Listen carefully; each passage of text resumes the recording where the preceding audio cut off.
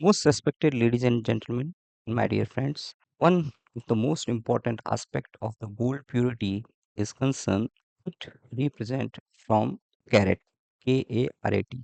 But before further discussion about carat, one of the most important characteristic is as far as the numerology and our Indian astrology is concerned, we give a very high level of importance to a very specific number, and that is the 24. And 24 is associated with the balance, harmony, and it's one of best number for good luck and especially richness, health, happiness, and prosperity. Also represent family, good family relationship, creativity and intuition. That is the sixth sense, hard work, success, and spiritual enlightenment. तो इस number जो है वो हमारे भारतीय जो हमारी गणित है और आप पुराने जितने भी एस्ट्रोलॉजर्स की उनकी सब चीज़ों को एनालाइज करेंगे तो न्यूमरोलॉजी को भी अगर स्टडी करेंगे तो एक चीज़ उभर के आती है, उन्होंने चॉइस की संख्या को बहुत ज़्यादा इंपॉर्टेंस दी।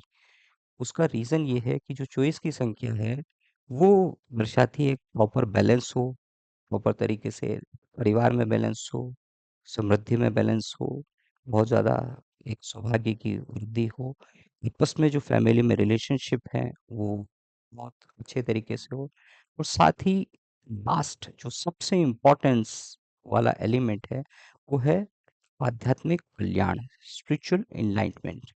तो ये बेसिकली 24 का एक बहुत अच्छा significance as far as numerology is concern निकल के आता है।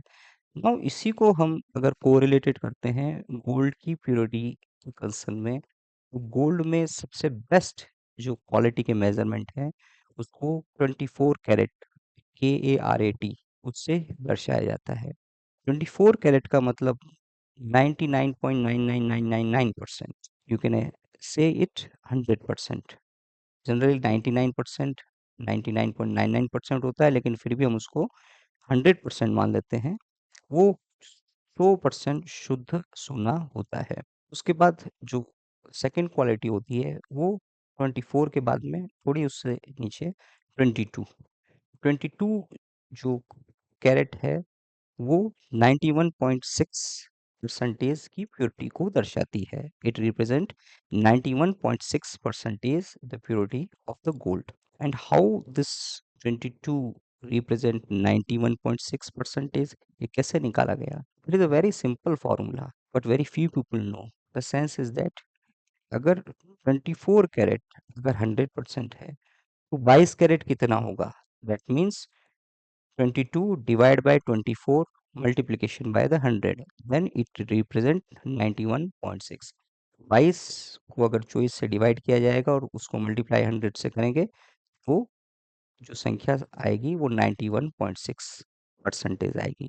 तो ये सेकंड क्वालिटी का गोल्ड है, जनरली बहुत ज़्यादा प्रचलित है। देन उसके बाद जो इसके बाद जिसको हम लोग सिग्निफिकेंट मानते हैं वो है 20 कैरेट। 20 कैरेट का जो गोल्ड है वो 83.3 परसेंटेज के आसपास आता है। तो जब भी कोई ज्वेलरी को बनवाता है तो जनरली 20 टू 22 इस रेंज में ही गोल्ड की ज्वेलरी बनती है, क्योंकि उसको बनाने के लिए कई तरह के जो एलिमेंट्स हैं वो उसमें मिक्स करना बहुत ज़्यादा ज़रूरी होता है। अदरवाइज गोल्ड जो है वो स्ट्रेंथ मेंटेन नहीं करेगा अगर ज्वेलरी बनाई जाएगी तो। दैट्स द रीज़न कि जो कुछ एलिमेंट्स हैं वो मिला करके एक स्ट्रॉन्ग ज्वेलरी को बनाया जाता है। और ज्वेलरी को बनाने में बहुत ज़्यादा मेहनत होती है, बहुत माइक्रो लेवल की उसमें एक्यूरेसी रखनी पड़ती है। साथ ही it is a very rigorous and typical task. इसके बाद में जो लेवल आता है वो 18 कैरेट का आता है। 18 कैरेट मीन्स 75% गोल्ड, 75% उसमें प्योरिटी है।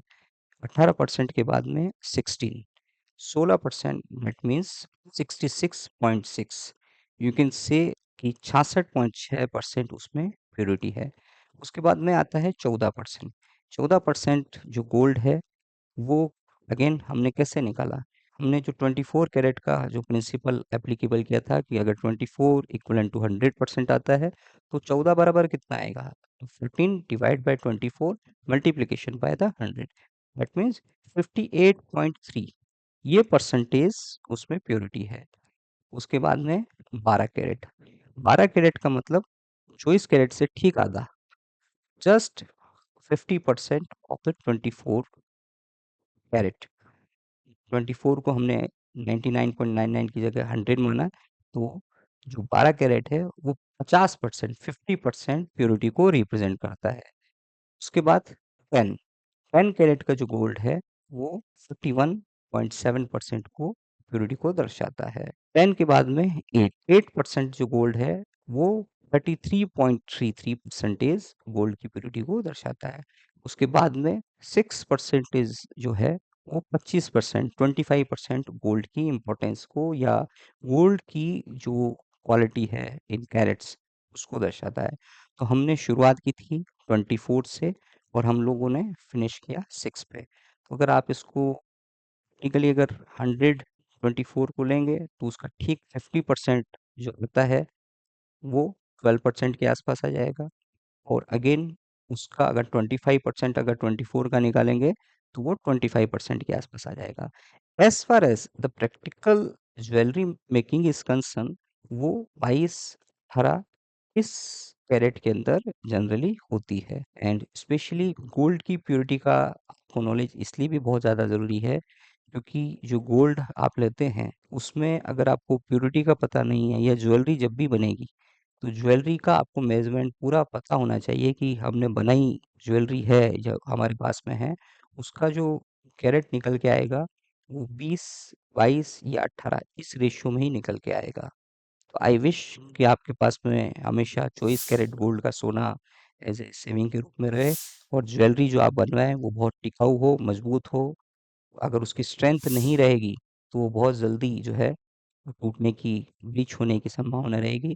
तो स्पेशली वो जो क्वालिटी है वो भी हमने डिस्कस की, उस क्वालिटी का, उस कैरेट का डायरेक्ट कोरिलेशन है। वो जो गोल्ड की ज्वेलरी वो बनाने वाले लोग हैं वो बहुत मेहनत करके इस रेशियो के अंदर उसको सेट करते हैं, ताकि इमीडिएटली कोई भी ज्वेलरी है वो सालों तक लगातार चलती रहे। और यही रीज़न है कि जो अच्छी क्वालिटी के गोल्ड के साथ में अच्छी मैन्युफैक्चरिंग होती है, उसकी शुद्धता और उसका टिकाऊपन, वो दोनों लंबे समय तक बना रहता है। तो शुभकामना देता हूँ कि आपके पास में बहुत अच्छी गोल्ड की क्वालिटी रहे और वो पीढ़ियों तक आप उसको आगे से आगे सुपर कंपाउंड करें।